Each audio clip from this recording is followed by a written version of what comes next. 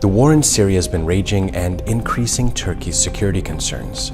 Its NATO ally, the United States, is currently providing training and equipment to around 30,000 SDF members right near Turkey's border with Syria.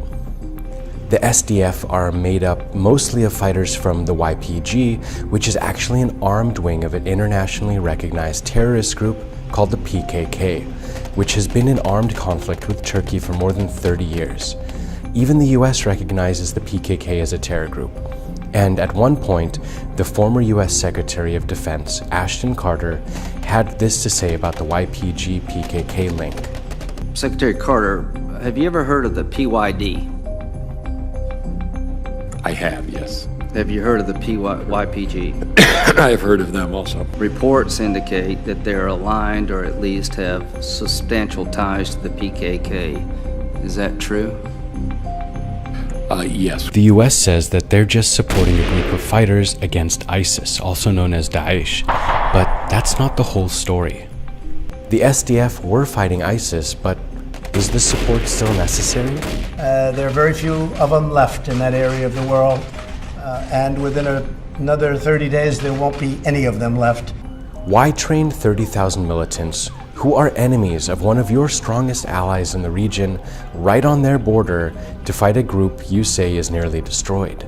Experts believe the US wants to use the SDF and YPG as a proxy against Iran and Russia, maintaining military bases to conduct its operations in the Middle East.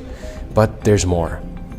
The US is also building observation posts along Turkey's border in what it claims will address Turkey's security concerns, but Turkey sees it differently.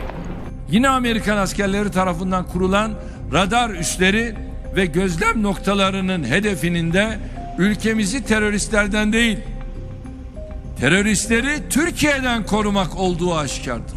The US is not alone in their support for the SDF and YPG.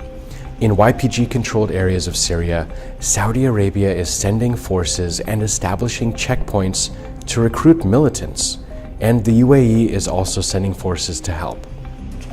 So now Turkey, trying to protect its border and security, is entering Syria once again to clear the area of YPG terrorists. Like all battles in Syria, it's complicated because it involves so many parties. To get beyond the impasse, allies need to work more effectively together.